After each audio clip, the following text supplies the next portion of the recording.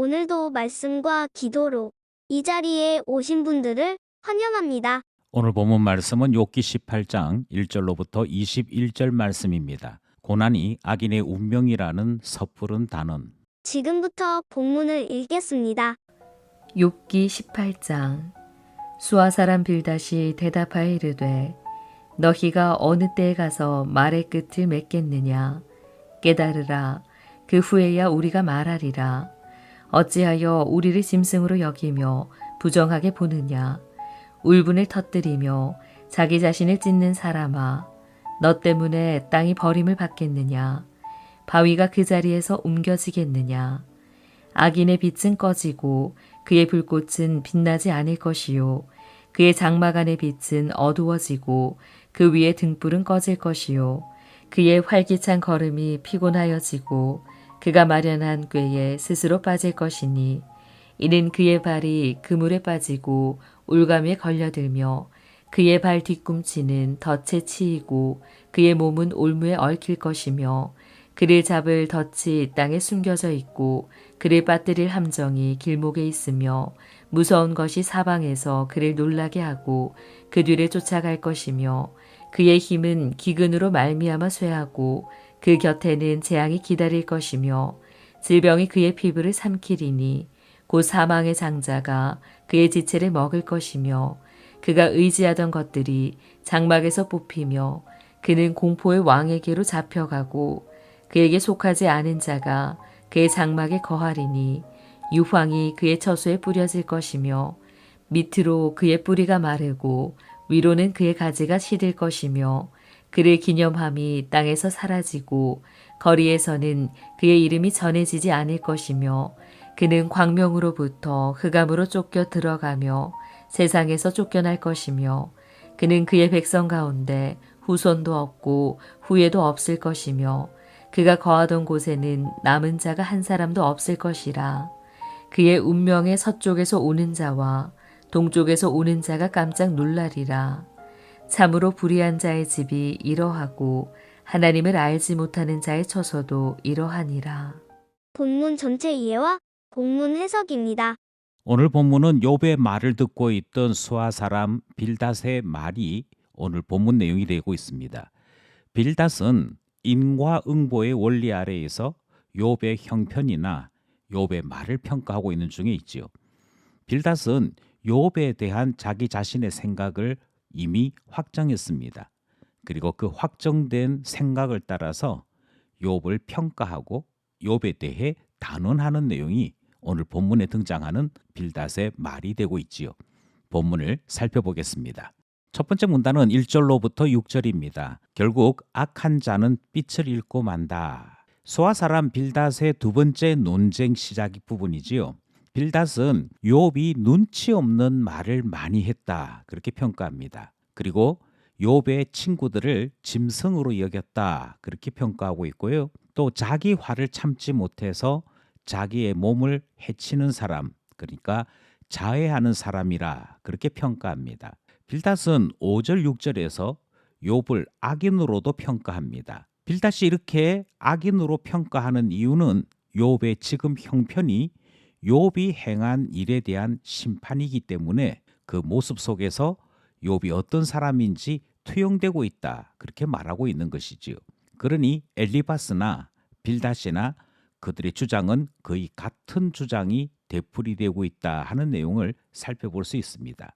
악인은 빛을 잃고 만다, 빌닷의 주장이 담겨 있는 첫 번째 문단 말씀이었습니다. 둘째 문단은 7절로부터 20절 말씀입니다. 결국 멸망당할 것이다. 빌닷은 첫 번째 논쟁할 때와 달리 두 번째 논쟁에서 매우 강하게 욥을 비난합니다. 그리고 둘째 문단에서는 욥의 운명을 악인이 경험할 수밖에 없는 세 가지 운명으로, 그것도 상징적인 표현을 다수 동원하여 욥에 대해 저주하는 내용이 등장하고 있지요. 먼저 7절로부터 11절에는 발에 걸린 올무로서 악인의 운명을 설명합니다. 올무를 다르게도 표현합니다. 거물로 표현했다가 올가미로 표현했다가 덫으로도 표현을 하지요. 이렇게 다양한 표현을 통해서 악인은 비참한 운명을 맞이하게 된다 하는 사실을 강조하는 것이고 이것이 욥의 운명이다 그렇게 말하고 있는 내용이 등장합니다. 두 번째는 12절에서부터 14절인데요. 처소에서 죽음을 맞이하는 악인으로 표현합니다. 빌닷은 올무에 빠진 악인은 결국 두려움을 느끼게 되고 그 두려움은 두려움의 왕인 죽음을 불러들인다 그렇게 묘사하고 있습니다. 그리고 이 죽음은 지칠 줄 모르는 그래서 살아있는 모든 것은 삼켜버리고 마는 탐욕스러운 신이다 이렇게 표현하지요. 그러니 욥에 대해서 너는 결국 너의 악함으로 말미암아 죽게 될 것이다 하는 악담이 둘째 문단에는 기록되어 있는 것입니다. 거기에 17절로부터 20절에서는 그 처소에서 멸망당하는 악인으로 다시 표현합니다. 여기서 멸망당한다라고 하는 것은 죽음으로 끌려가는 것만으로 끝이 나는 것이 아니라 죽음 이후에도 악인이 받을 재앙은 계속된다. 그리고 확장될 것이다 라는 말로서 강하게 저주하는 내용을 확인할 수 있는 것입니다. 빌닷은 왜 이렇게 욥에 대해서 강하게 이야기했느냐? 본문을 살펴보시면 악인이 스스로 심판을 불러들였기 때문이라 그렇게 설명하고 있고요. 이렇게 악인으로 욥을 단정하게 되는 것은 빌닷이 인과응보의 원리를 강하게 주장하고 이 원리를 따라 욥을 평가했기 때문인 것입니다. 빌닷이 확신하는 것, 결국 너는 멸망당하고 말 것이다. 그 저주가 담겨 있는 둘째 문단 말씀이었습니다. 마지막 셋째 문단은 21절입니다. 악인의 운명은 멸망이다. 빌닷은 악인이라는 말과 불의한 자라는 말을 같은 말로 해석합니다. 그리고 하나님을 알지 못하는 자도 같은 말로 소개를 합니다. 결국 악인에게는 두려움이 찾아오고 죽음이 침입하고 재앙으로 끝이 난다는 앞의 이야기가 분명하고 확실하여서 이것이 악인이 마침내 맞이하는 운명이다. 이 이야기를 하고 있는 것이지요. 결국 악인이 될 수밖에 없었던 것은 인과응보의 원리를 몰라서가 아니다라고 설명하면서 악인들은 한결같이 불순종하는 자들이기에 이 멸망의 운명을 피할 수 없는 것이라 주장하지요. 마지막 끝까지 욥을 악인으로 책망하고 있는 오늘 본문 살펴보았습니다. 기도하며 결단해 봅시다. 오늘 본문을 따라 세 가지 기도 제목을 나누려고 합니다. 욥에게 눈치 없는 말을 하고 있다. 그렇게 책망했던 빌닷을 우리는 살펴보았습니다. 그런데 곰곰이 생각해 보면 빌닷이야말로 욥의 형편도 알지 못하고 욥이 가지고 있는 고민도 제대로 살펴보지 못한, 그러니까 좌우를 제대로 살펴보지 못한 눈치 없는 말을 하던 사람이었습니다. 우리 또한 좌우 사정을 알지 못하거나 나 자신의 허물조차 볼 줄 모르는 그런 사람은 아닌가 생각하게 되는 것이지요.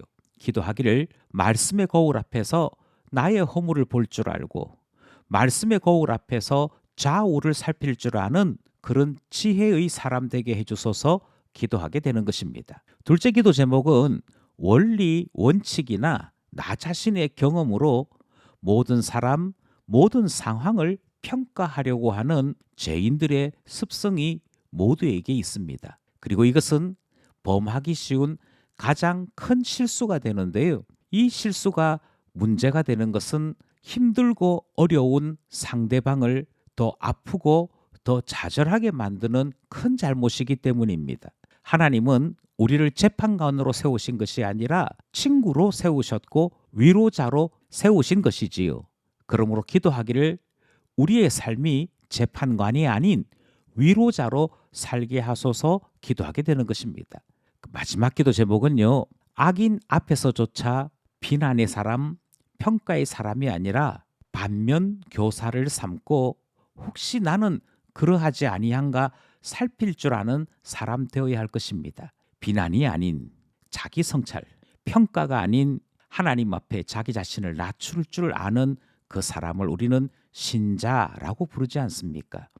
그러므로 기도하기를 악인 앞에서조차도 나 자신을 살필 줄 아는 신자 되게 하소서 기도하게 되는 것이지요. 오늘도 말씀과 기도로 하나님의 사람으로 살아가는 우리 모두 되기를 간절히 소원합니다.